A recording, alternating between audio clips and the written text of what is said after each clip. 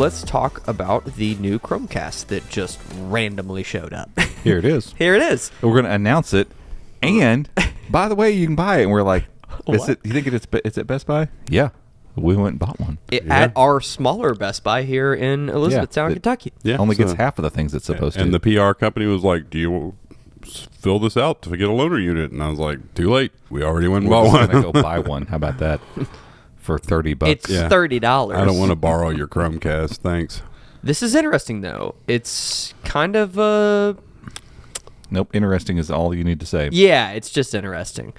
You can get Google TV with the remote for less money than the existing Chromecast with Google TV. That's I guess. Yeah, and in their press release, they made a fun point that the original Chromecast came out, and it was a big deal because it was this streaming casting dongle thing for $35. And people were like, wow, $35 is cheap. And we always talked about what a great value it was. Yeah. We did. And then like the third gen came out, it was also in that cheap range.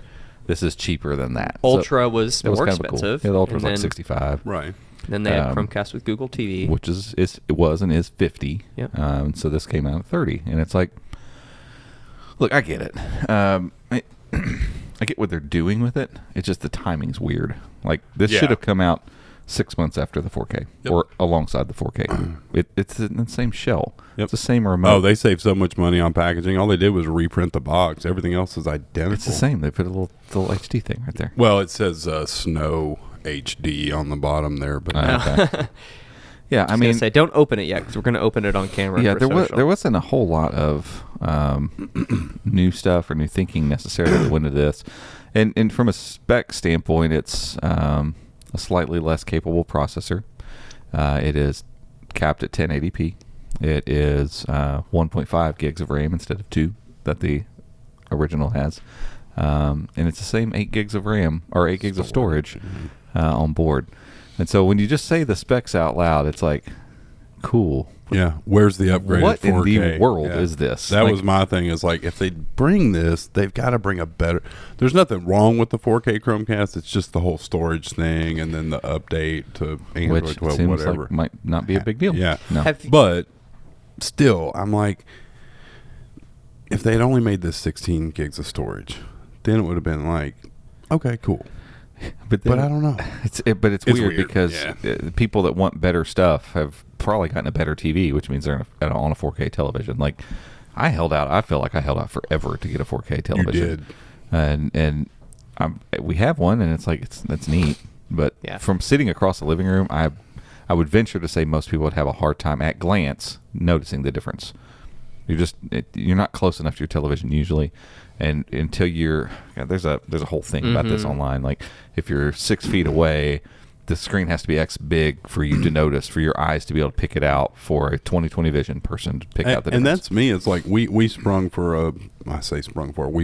a bargain on our 4K TV from Sam's, so we got it really cheap, but it's a relatively cheap 4K TV. Yeah, and it works just fine. It's a Roku TV, so you have all the apps built in and whatever. But like we watched Andor last night, and there's a lot of really dark scenes in it. It's kind of got a gritty. It's got a real Blade Runner look to it. The first episode, the blacks are horrible, and I'm like, I would rather spend that extra money on a good OLED television. That's what I was like a 1080p OLED screen would be It's going to look better than my 4K. I would much rather spend extra money for a better panel.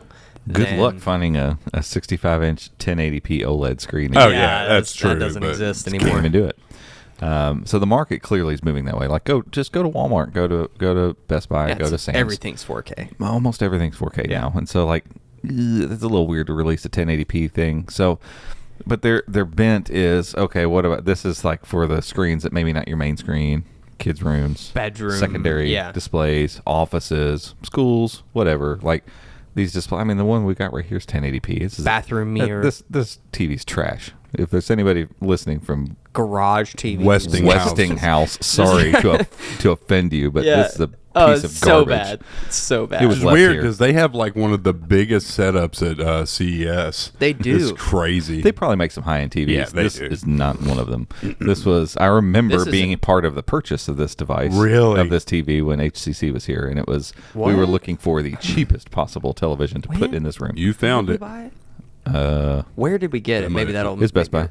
We went and picked. I thought yeah. me and Kenny went and picked it up. We did. How much was it? Like $100? It was like $80 some or something? stupid sale. It was dumb. Yeah, cheap. it was $160 or $80. Yep, that's about it. It looks about like that. The colors are weird, but it's served its purpose. It's over here. It's a backdrop, right, basically. doing its thing. And like when the golf simulator was here, we'd throw video up there from time to time, and it's like it served its purpose. Sure. It's fine, and so. That's what this guy is. Right. But it does have a couple things I think that make it interesting, at least. For one, the processor natively supports AV1. So it's a newer codec. It's open source. It's free license, all that kind of stuff. YouTube uses it where possible, and Netflix does as well. And YouTube is really pushing hardware partners to have it natively able on hardware. And so it makes sense that this one would have that, but it's just like when you look at the compression and quality that comes from it, it's it's awesome as a streaming video codec. It makes sense. So this has the ability to do that. So you might end up seeing better looking overall streams over time with this versus the 4K when you're comparing it 1080p to 1080p. We're going to test it and see what 4K upscaling looks like on a 1080p input on a 4K television in there. Because again, I have the feeling that once you sit back on the couch and you look at it, we're going to have a hard time noticing the difference. Yeah, we have a fairly large TV that is it's 65. Our couch is pretty close. Yeah, 6 feet. Yeah, in an average living room, I feel like most of the time you're back probably a little farther. Than what we have it set up in here. Yeah, we have it set up like that. We're like 12 foot back or something, 14 foot. Yeah. My living room, I'm fairly close to my living room. I'm probably about like this. You're close to that. But I'm with you. I'm really curious to see how. I'd wager you won't be able to tell. I don't think you will. Especially once the content's moving. Like if you're looking at still images and you're looking at some like high-res image or something, maybe you'd be able to tell. But I bet you with moving video on screen, I bet you'll have a hard time. I don't know this.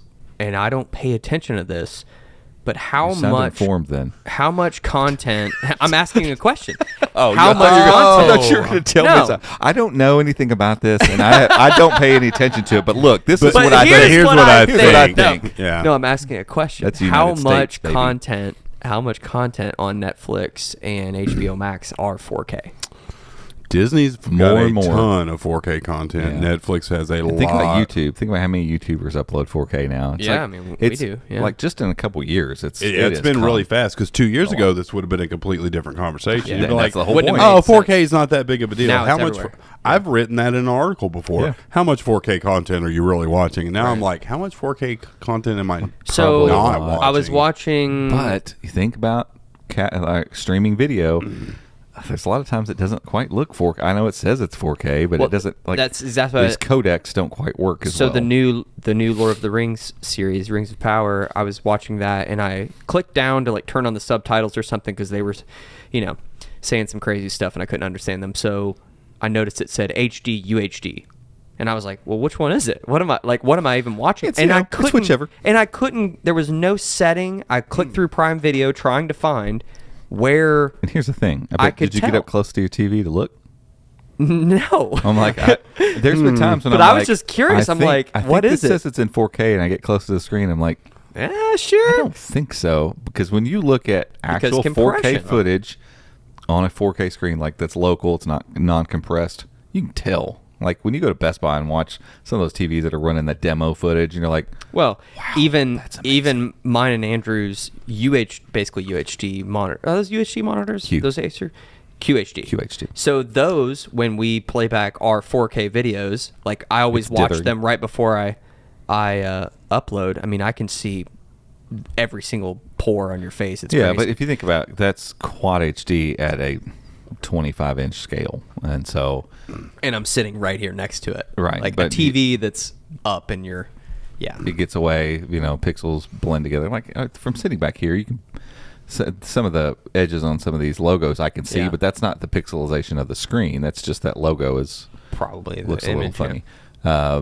You're not being able to pick out individual pixels from here, and that's a 1080p screen, right? And it's like, I don't know. And the benefit there is, At 1080p, that's a 1/4 of the pixels that the 4K version has to push around for stuff like UI, and when it's trying to load 4K video, it doesn't have to do that anymore. So, yeah, the processor's a little lesser, and yeah, the RAM is a little bit less.